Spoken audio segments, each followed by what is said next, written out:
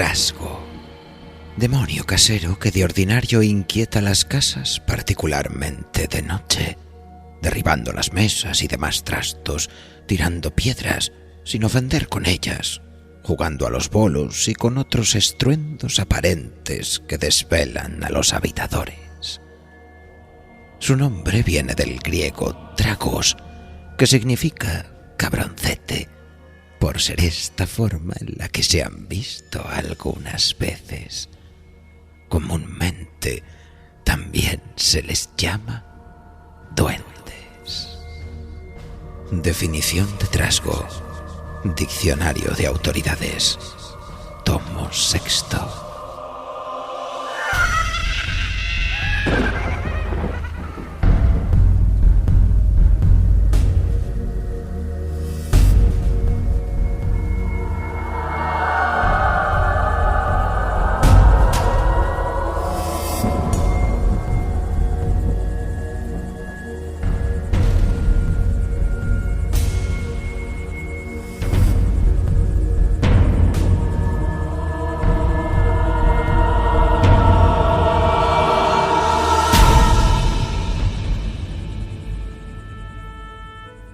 Lo crean ustedes o no, hay cosas que nunca cambian, o al menos no cambian del todo, pues siempre hubo, como veremos en nuestra historia de esta noche, quienes vivieron de cerca la experiencia del enigma y el misterio, fenómenos inexplicables de todo hogar y condición, que en uno u otro sentido se atribuyen al reino de lo paranormal. Es allí, en las veredas de los caminos frondosos, en las ruinas de los viejos castillos y las casas crujientes, donde habitan los poderosos duendes.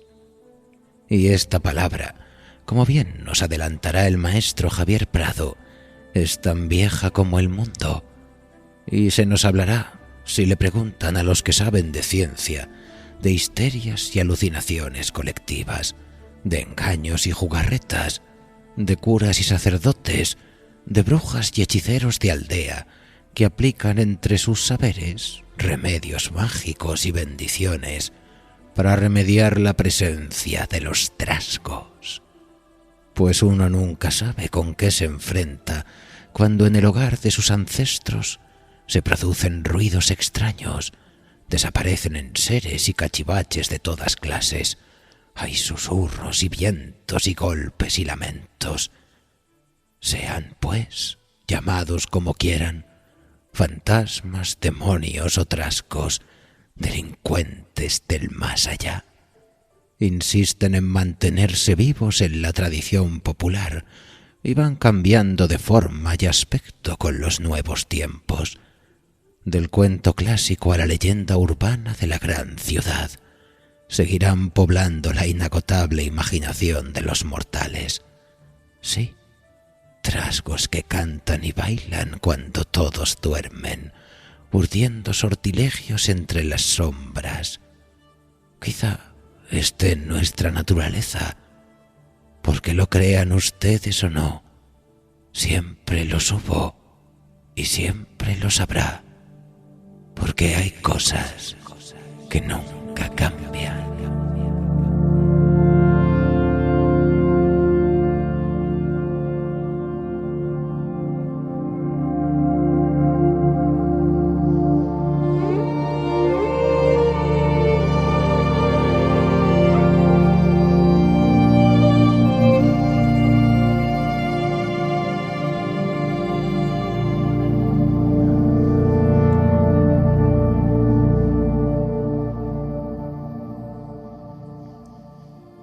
Buenas noches, amigos. Hoy tenemos preparado un relato muy especial, pues hemos reunido a un elenco irrepetible de voces para ofrecerles una de las historias más representativas del folclore oral de la península, llevada a cuento por el maestro Pío Baroja.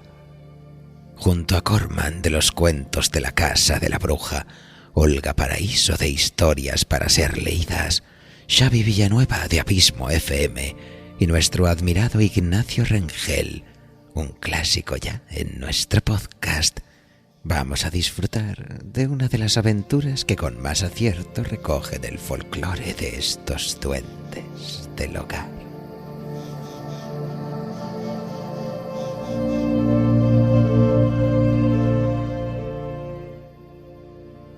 En uno de sus artículos para el diario El Correo, el periodista Iñaki Estefan nos habla del escéptico temperamento de Pío Baroja, escritor clásico de nuestro relato de esta noche, que mantuvo sin embargo una curiosa fascinación por el mundo de las brujas y en general de la fantasía, con sus mitos y leyendas. Una visita a su casa de Ichea, en la localidad navarra de Vera de Bidasoa, revela su interés por los procesos de la Inquisición en el siglo XVII. Por medio de libros, a veces originales, guardados en su biblioteca, o a través de las máscaras y otros objetos que remiten a la hechicería, colocados como adornos en su habitación, a pesar de su militante descreimiento. Algo parecido le sucedía a su sobrino, Julio Caro Baroja, un ilustrado a quien nada podía causar más rechazo que la superstición, y que no obstante la investigó a fondo en libros tan singulares como Las brujas y su mundo.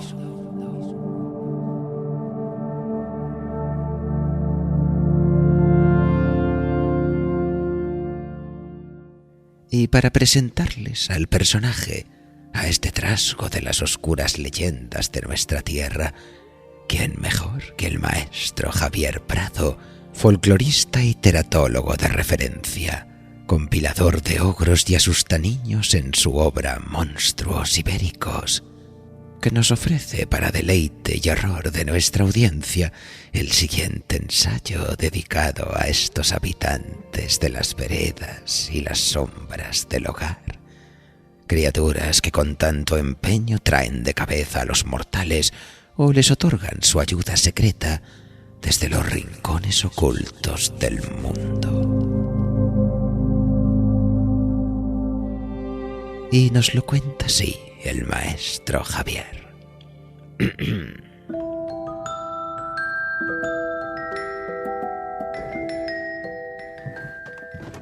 ¿De dónde vienen esos crujidos que rasgan las noches de invierno?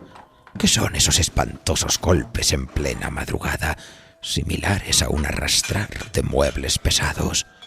¿Quién lanza esa risilla lúgubre a nuestras espaldas cuando nos adentramos en un caserón viejo y olvidado? Sí, lo han adivinado. Es el trasgo, nos dirían algunos. Una entidad burlona que desde tiempo inmemorial hace de las suyas en casas, hogares y edificios de toda España. Trasgo, trasgu o trasno es el nombre específico que reciben las regiones gallegas, asturianas, cántabras y castellano-leonesas. En otras latitudes sería llamado martinico, frailecillo o folet, términos que podríamos englobar dentro de la polifacética categoría de duende. Muchos son los debates que han producido estos seres entre folcloristas, antropólogos y estudiosos de lo extraño a lo largo de las épocas. Para los teólogos del siglo XVI, un duende no era sino un demonio de menor categoría, incapaz de realizar las maldades propias de un diablo hecho y derecho, y que debía conformarse con incordiar a los hombres mediante bromas y travesuras. Para otros, estas acciones eran propias de las ánimas del purgatorio, y también lo sabía, como el extravagante padre Fuente la Peña, que aseguraba que los duendes se generaban espontáneamente a partir del aire pútrido de los desvanes y sótanos, como una suerte de hongo malvado. A esta variedad de teorías tampoco ayuda el heterogéneo aspecto de nuestras criaturas, que en los relatos populares pueden ser invisibles o aparecerse bajo formas que van desde animales a luces, pasando por el clásico aspecto de hombrecillo arrugado que Francisco de Goya plasmó muy acertadamente en sus caprichos. Así pues, acomódense, amigos, en su cubil favorito apaguen las luces, enciendan una vela y prepárense para disfrutar de las magias del legendarium del maestro Pío Baroja. Con todos ustedes, el Trasgo.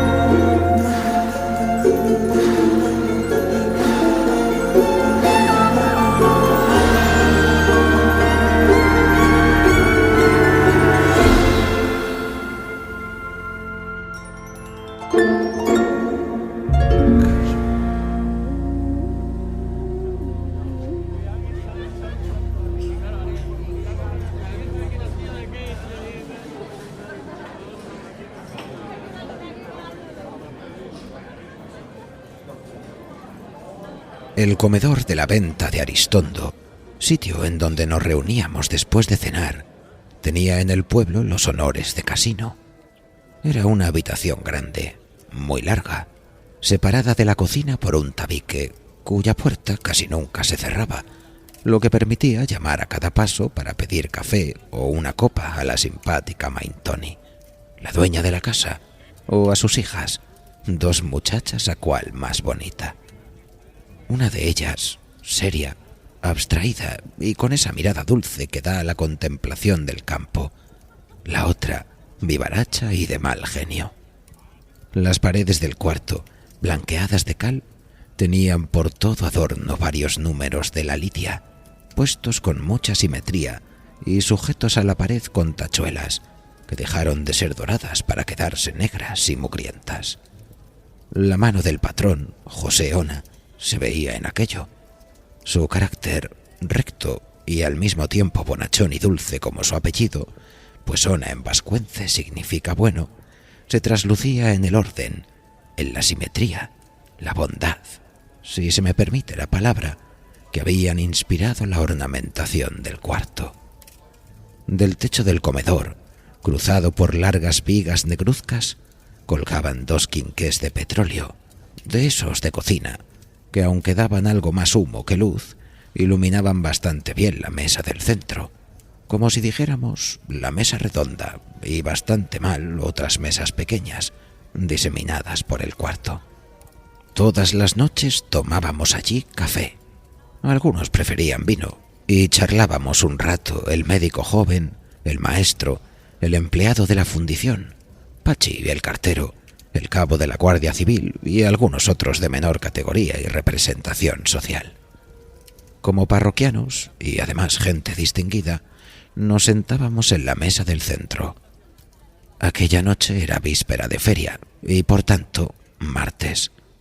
Supongo que nadie ignorará que las ferias de Arrigotia se celebran los primeros miércoles de cada mes, porque, al fin y al cabo, Arrigotia es un pueblo importante, con sus 60 y tantos vecinos, sin contar los caseríos inmediatos. Con motivo de la feria, había más gente que de ordinario en la venta.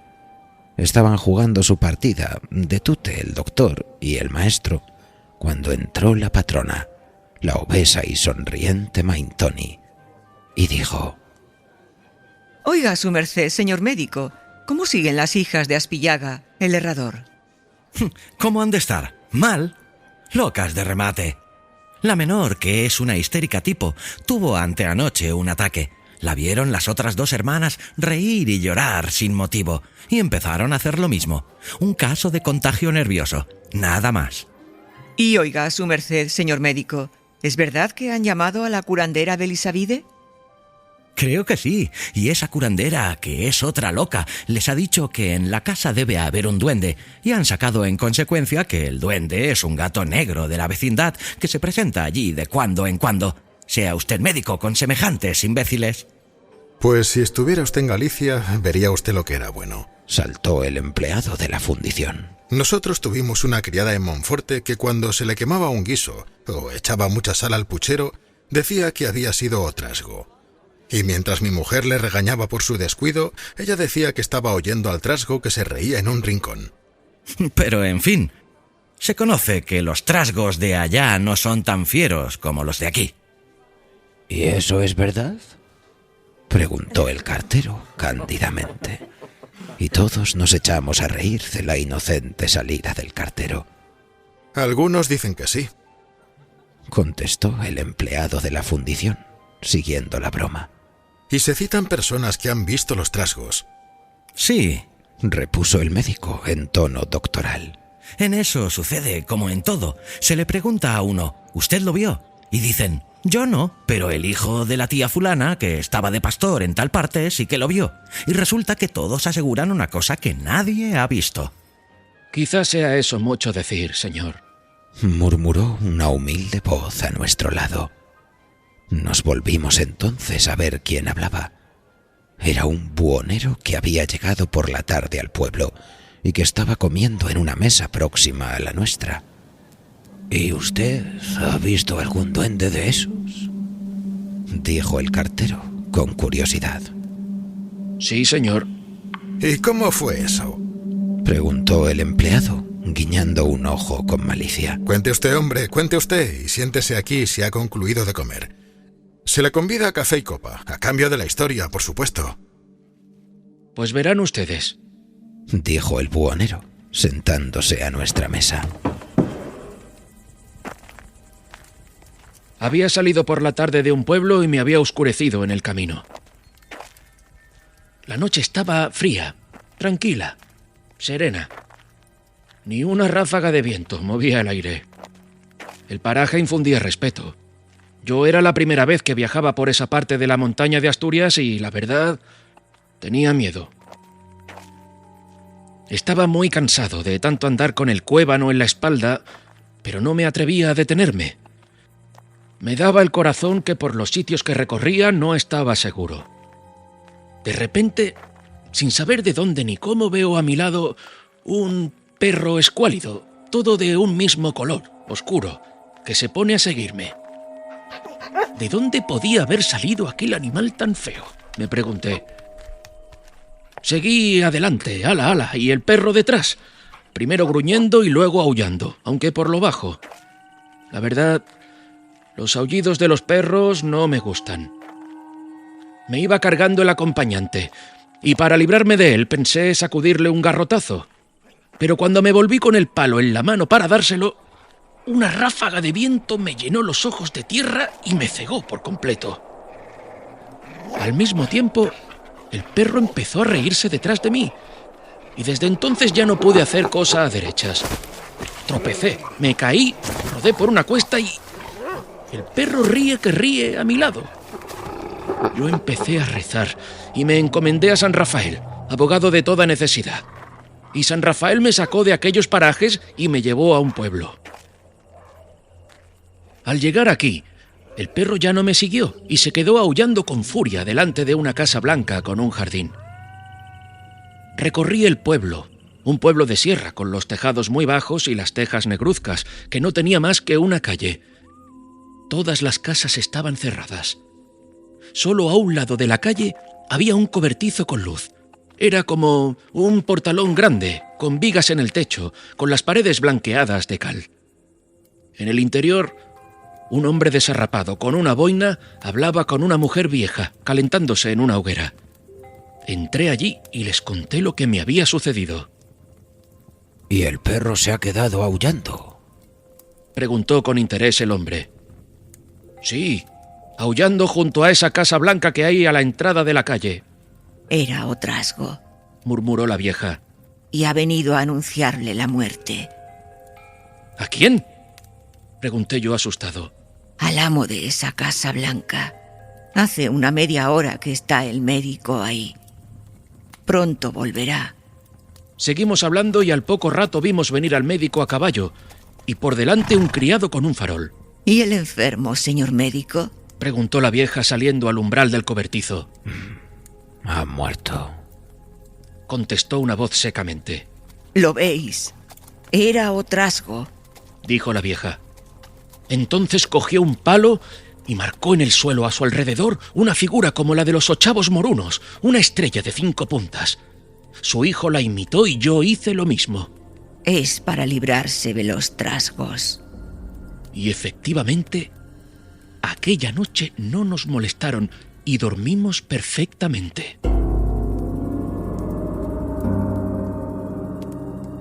Y así concluyó el buhonero de hablar, y nos levantamos todos para volver a casa.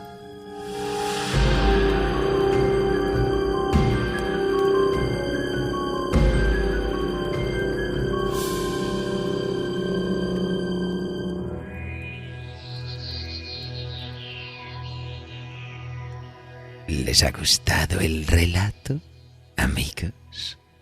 Una historia curiosa, la de nuestros protagonistas de esta noche, ¿no creen? Desde luego, los parroquianos de la taberna parecen tomarse un poco a la ligera la historia del buhonero, aunque siempre queda la duda, ¿verdad, amigos? Pero síganos de nuevo hacia el ensayo del maestro Javier Prado, dedicado a las leyendas del Trasgo.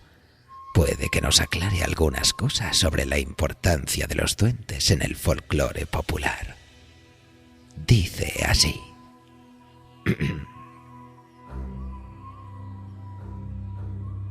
La gran mayoría de duendes tiene algo en común. Gustan de habitar las casas, pues no en vano, la palabra duende sería una contracción de duende casa o dueño de la casa.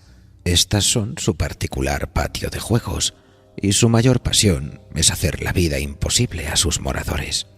Objetos que cambian de sitio, golpes furiosos, ruidos inexplicables. Numerosos tratados y crónicas también recogen que les encanta lanzar piedras surgidas de la nada y que, curiosamente, nunca dañan a nadie. Así lo recoge el que quizá sea uno de los primeros testimonios escritos sobre un episodio de casa enduendada, aparecido en la obra de 1570, Jardín de Flores Curiosas. En ella, el cronista Antonio de Torquemada afirma que a principios de siglo se hablaba en Salamanca de una casa donde un pícaro trasgo hacía caer piedras constantemente desde el techo para horror y espanto de las mujeres que allí vivían. La historia corrió como la pólvora, hasta el punto de que el corregidor de la ciudad se presentó en la vivienda para investigar los fenómenos. Tras las pesquisas, donde ni el corregidor ni sus hombres hallaron nada extraño, pensaron que aquello debía ser algún engaño, por lo que se dispusieron a abandonar la vivienda. Y entonces, nos cuenta Torquemada, bajaron de una sala donde estaban, y estando al cabo de la escalera, vinieron tantas piedras por ella rodando y con tan grande estruendo como si con 3 o 4 cestos juntos las echaran, y pasándoles por entre las piernas y los pies, no dieron golpe que doliese. El corregidor mandó volver a los mesmos que de antes, con gran priesa y diligencia, a ver si alguno las había echado, pero no hallaron más que la primera vez, y estando así, comienza en el portal de la casa a llover piedras, las cuales caían cabe las cabezas y daban a los pies, y esto era en cantidad. Y estando todos muy maravillados de lo que veían, el alguacil tomó una piedra, que entre las otras era señalada, y tirándola por cima de un tejado de una casa frontera, dijo: «Si tú eres demonio o trasgo, vuélveme aquí esta mesma piedra». Y en el mismo momento tornó a caer esta piedra del techo y le dio un golpe en la vuelta de la gorra, ante los ojos, y todos conocieron que era la piedra que había tirado, y viendo ser verdad lo que se decía, el corregidor y todos los otros se fueron muy espantados.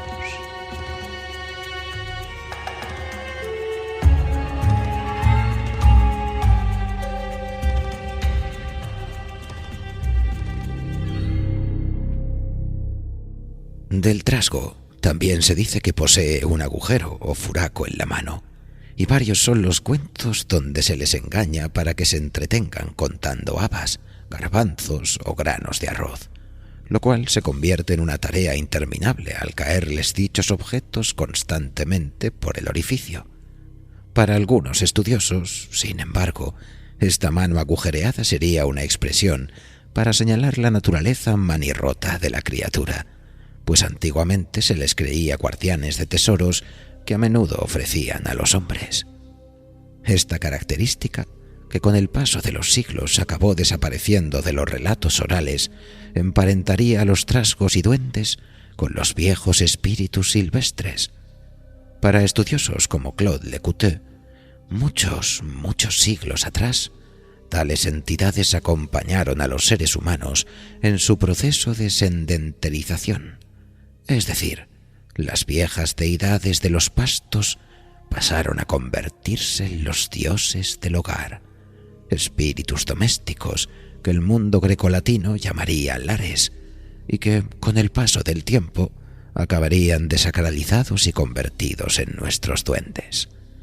Duendes que a veces aún conservan sus viejas funciones benéficas, más allá de sus diabluras, pues también pueden ayudar en las tareas domésticas a los habitantes de una casa. Llegados a este punto, conviene recordar que todos estos seres siempre están relacionados, en mayor o menor medida, con el mundo de los muertos. Los lares son espíritus de las casas, sí, pero a menudo se identifican también con los viejos moradores, los ancestros, los primeros habitantes de un territorio. Tal creencia, atacada por aquellos autores religiosos que veían a los duendes como diablos, es difícil de encontrar en la actual península ibérica, pero no imposible. En ciertos pueblos de Andalucía y La Mancha, aún hay quien dice que los martinicos son los espíritus de los niños fallecidos sin bautizar, y que tras su muerte volvieron a las casas donde nacieron para realizar pequeñas travesuras. Tan fuerte debió ser esta creencia que hasta hace no mucho existían determinadas bulas religiosas para expulsar a los infantes de ultratumba. Y si acudimos a tierras vascas, donde curiosamente no existen tantos relatos sobre duendes burlones, José Miguel de Barandiarán recogió testimonios sobre el Echejaun, espíritu de un antepasado que volvía por las noches para proteger el hogar. Sin embargo, también podían mostrarse violentos si hallaban la chimenea apagada o la casa sucia, o si no se les dejaban ofrendas. Echajaun significa señor de la casa, y resulta revelador que Eche, hogar, también se utilizara para referirse a la sepultura.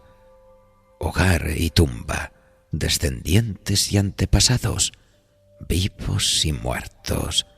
Los trasgos y duendes son, en última instancia, eslabones que nos conectan con los que nos precedieron, hilos entre una vida y la otra que a menudo velan por nosotros, pero que, tal y como hemos comprobado en nuestro relato de esta noche, también podían ejercer como mensajeros de la muerte.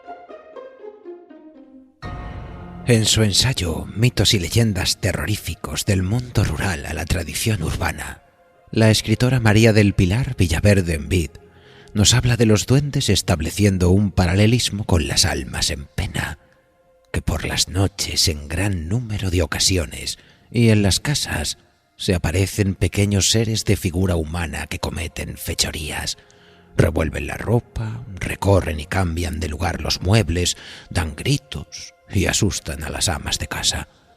Tradicionalmente a estos seres fantásticos, estrechamente ligados con el hogar y la vida familiar, se les ha llamado así, duendes.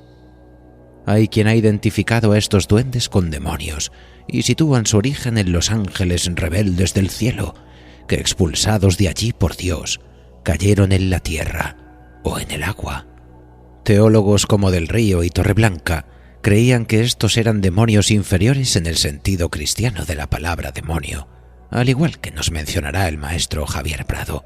Y el pueblo conserva mejor la noción pagana de espíritus, númenes o como se les quiera llamar, sin aire demasiado diabólico en ciertos casos.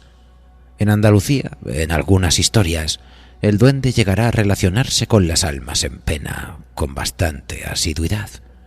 Esta relación documentada por el historiador de Córdoba, Teodomiro Ramírez de Arellano, donde vemos cómo en la imaginación del pueblo sí entran a veces en relación los duendes y las almas en pena.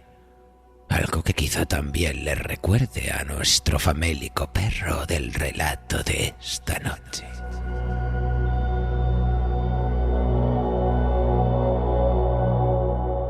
¿Será algún duende o será alguna doncella en pena?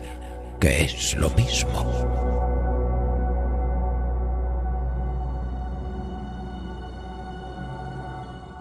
La creencia en los duendes está arraigada en nuestro folclore tradicional. Muchos cuentos y romances anónimos de poetas poco conocidos se publicaron sobre duendes durante los siglos XVI y XVII, y grandes autores españoles como Lope, Cervantes o Calderón dedicaron páginas de su literatura a tales personajes. En el siglo XVIII, el padre Feijó intentó combatir las supersticiones del pueblo aplicando la razón. Achacó la existencia de duendes a estados meramente psicopatológicos o anormales. Anteriormente, en el ente dilucidado de Fuente la Peña, escrito en la segunda mitad del siglo XVII, se había probado con argumentos teológicos que los duendes no podían ser ni espíritus benignos a modo de ángeles, ni espíritus malignos como los demonios o las almas condenadas. No obstante, los duendes han sido un fenómeno muy estudiado en España, llegándose a conclusiones como la siguiente, recogida de los duendes en la literatura clásica española de Caro Baroja. Con el nombre de duendes y trasgos se conocen en España unos espíritus que con el tiempo han ido sufriendo modificaciones en las distintas regiones. El trasgu del norte, asturiano y montañés, parece corresponder mejor que ningún otro a un viejo espíritu casero del tipo de los que existen en el centro y norte de Europa. Hombrecillo negro, pequeño, de ojos vivos y brillantes, de sonrisa maliciosa y aire burlón.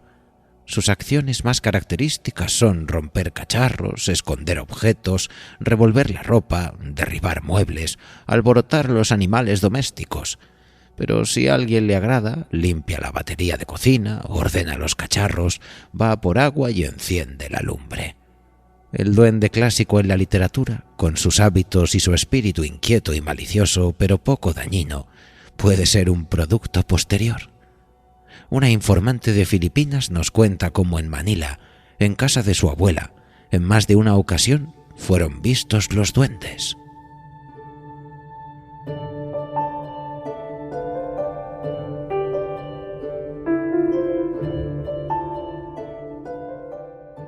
Mi madre, cuando tenía 16 años, tenía una casa en Filipinas. Se mudaron porque eran muchos y porque unos tíos de mi madre eran unos borrachos, y mi abuela, por no dejarlos solos, los acogió. Encontraron una casa que la vendía un actor. Decían que el actor se había ido porque estaba loco. Veía cosas en su casa. Mis abuelos dijeron que eso eran tonterías de la vida y la compraron. Estuvieron 2 años y vieron que la casa estaba muy mal y la renovaron toda por fuera y por dentro. La pintaron, quitaron balcones, las entradas cambiaron y todo eso. Entonces, a raíz de la reparación, todas las noches, cuando estaban viendo la tele en el salón, todos juntos, a las 12, cuando sonaba el reloj de Cuco, llamaban al timbre y nada. Pues normal, baja mi abuelo ya a abrir la puerta y ve que no había nadie. Al día siguiente igual. Bueno, 3 veces y no había nadie. 1 semana ya, y mi abuelo estaba mirando por la mirilla para ver si había alguien, y enciende la luz, y aquí le pilló y le pegó un guantazo. Entonces mi abuelo se quedó mirando, y dio las 12 y sonó el timbre. Y todos dijeron, ¡abre, abre! es que no hay nadie. Y dijo mi abuelo que el timbre se había movido solo.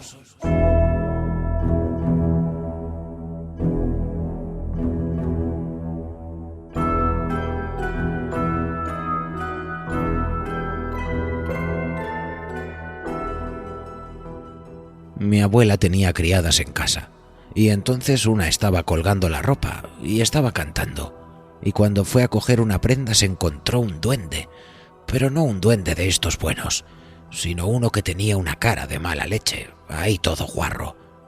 Y llamó pues a mi abuela, y nada, el duende allí gritando, «Nana, Nana», porque Nana allí es mamá. Entonces la criada se lo contó a mi abuela y le dijo, «Tómate unas vacaciones, que porque falte una no va a pasar nada». Pasaron días y otra criada pues igual. Estaba en la cocina haciendo la comida y se apareció una fila así de duendes, y la tía histérica gritando tiró todo y dijo, «Bueno, esto ya es muy extraño». Llamaron otra vez a los curanderos, a ver qué decían. Bendijeron la casa y esas cosas. Y entonces mi madre tenía unos tíos que eran borrachos. Todas las mañanas cuando iba mi abuela a hacer la cama, se encontraba toda la cama llena de agua, muy mojada. Bueno, estos no se han meado, porque no se van a mear en toda la cama.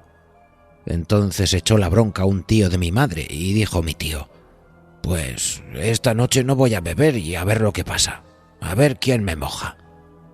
Y dice que vio pues algo que le echó agua, y es que estaban tan borrachos y no se lavaban que olían mal. Entonces ya decidieron irse de esa casa. Pero en la casa vive todavía un tío de mi madre que sigue vivo y dice que oye cosas, pero a él le da igual. En la casa, cuando faltaron las criadas, se despidieron todas por locas. Mis tías tenían que hacer las cosas en la casa y mi abuela les hacía la comida. Un día estaba partiendo algo, carne o algo así con un cuchillo grande, y entonces tiró los restos a la basura y dejó el cuchillo allí y se marchó. Al volver no estaba.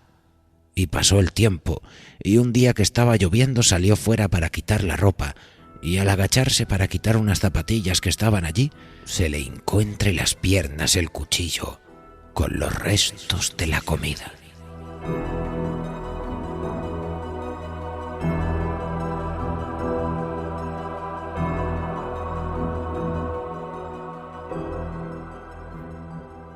Esta leyenda presenta paralelos con una de San Carlos del Valle, en Ciudad Real. Las fechorías de los duendes hacen imposible la vida a quienes en la casa habitan. Causan efectos de histerismo a quien lo contempla o a quien sufre sus travesuras. Se sienten en casas donde se oyen ruidos extraños y acaecen fenómenos paranormales.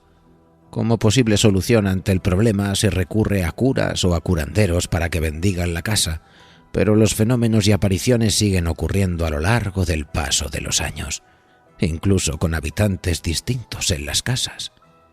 En San Carlos del Valle había una casa que estaba invadida de duendes. No sé si eran duendes o eran fantasmas o yo qué sé. El caso es que esa familia no podía vivir en paz, ¿sabes? Se acostaban por la noche, se metían en la cama a dormir y a la mañana siguiente amanecían todos los muebles en la calle. Llegaba la hora de la comida, se ponían a comer. Antiguamente sabes que no se comía en plato. Era o bien en la sartén o bien en la cazuela donde todos metían el pico. De golpe y porrazo que la comida, abajo, y nadie veía nada ni pasaba nada. Tendían la ropa y al momento iban, y toda la ropa rasgada, todo rajado. Y así. De hecho, la chica, la hija, que no podía vivir ya en aquella situación, iba al cura a pedirle que fuera a bendecir la casa, a rociarlo todo de agua bendita, y que los duendes no se iban. Y la chica cogió una depresión. Se puso ya de nervios tan mal que murió a consecuencia de que no podía vivir en la casa. Esto hará 80 o 90 años. A mí así me lo contaban.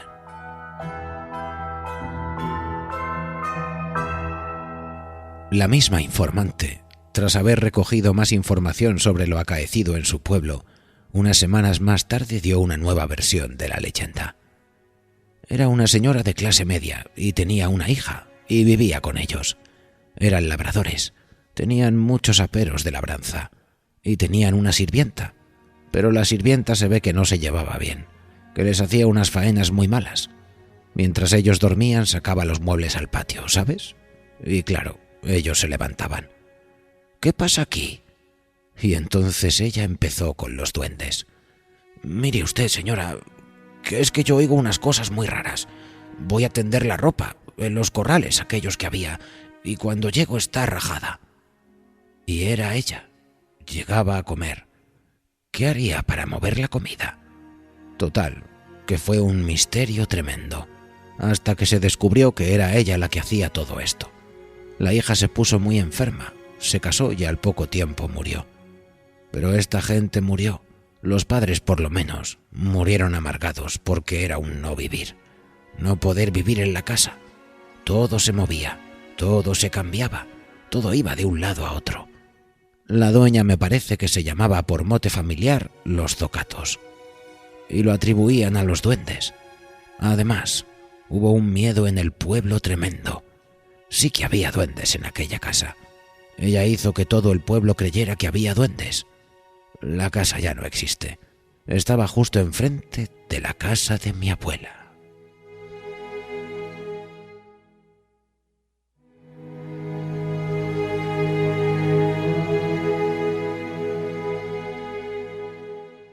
Como vemos, la casa en la actualidad no existe, y se afirma que todo fue una invención de la criada. Sin embargo, en los testimonios recogidos en Filipinas, se nos dice que la casa todavía existe, que es habitada por los tíos de nuestra informante, y que allí siguen oyéndose cosas extrañas.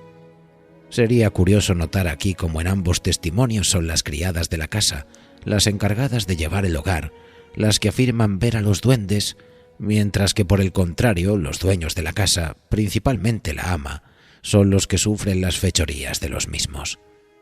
Si nos remontamos a uno de los cuentos más famosos que sobre duendes se han escrito, aparecido en un pliego de cordel que Gallardo extracta y describe, y glosado por Francisco de la Cruz, podemos observar ciertos paralelismos con los fenómenos descritos por nuestra informante en Filipinas. Eran los tiempos en que la corte se trasladó, y el cuento se aplicó al caso. Había un hidalgo en cuya casa vivía un duende, que volviéndose agresivo, sin duda, atacó primero al secretario, el cual, espantado, contó lo ocurrido a su amo y compañeros. Estos se burlaron de él, mas a la noche pagaron su atrevimiento.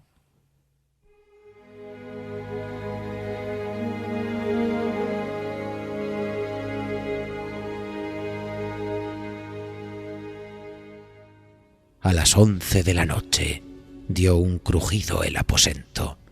Entonces, con el ruido, todos vinieron al suelo, como en la resurrección, que cayeron medio muertos, volviendo en sí, levantaron poco a poco los pescuezos, atentamente miraron y vieron venir a trechos una procesión de duendes, con ristras de ajos al cuello, todos en grande silencio. Anduvieron por la casa con un cerco y otro cerco, y en esto la procesión dio fin para dar con ellos.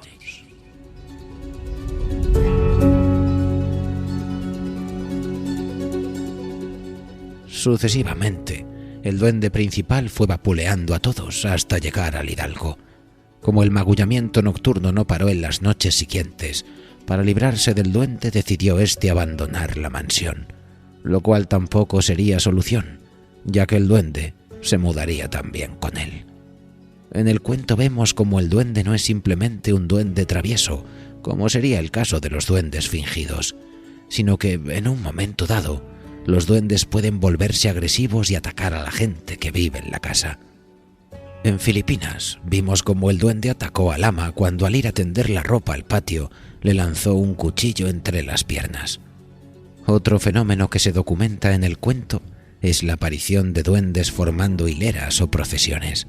Es curioso ver cómo Raquel, nuestra informante filipina, afirma que las criadas de la casa de su abuela vieron en la cocina una hilera de duendes.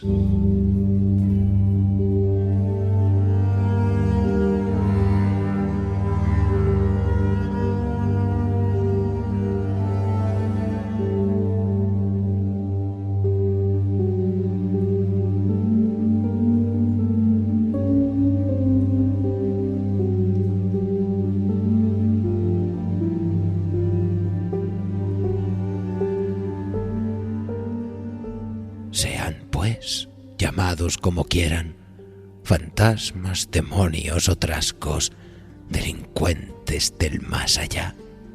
Insisten en mantenerse vivos en la tradición popular y van cambiando de forma y aspecto con los nuevos tiempos.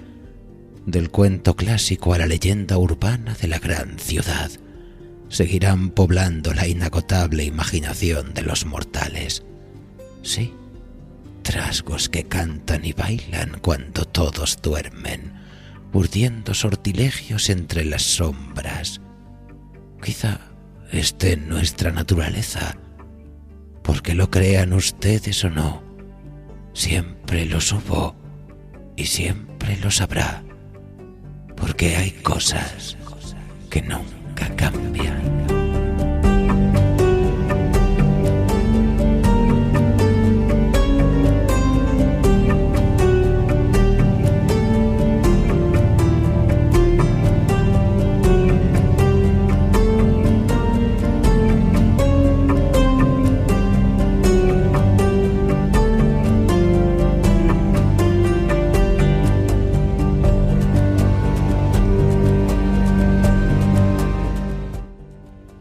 Así que ya lo saben, amigos. Si en algún momento de su rutinaria existencia escuchan puertas que se abren solas, luces que se apagan y se encienden, comidas que desaparecen de la fresquera, objetos semipreciados que se pierden y reencuentran como por arte de birlibirloque, es probable que su casa esté infestada de trasgos. Pero no se preocupen.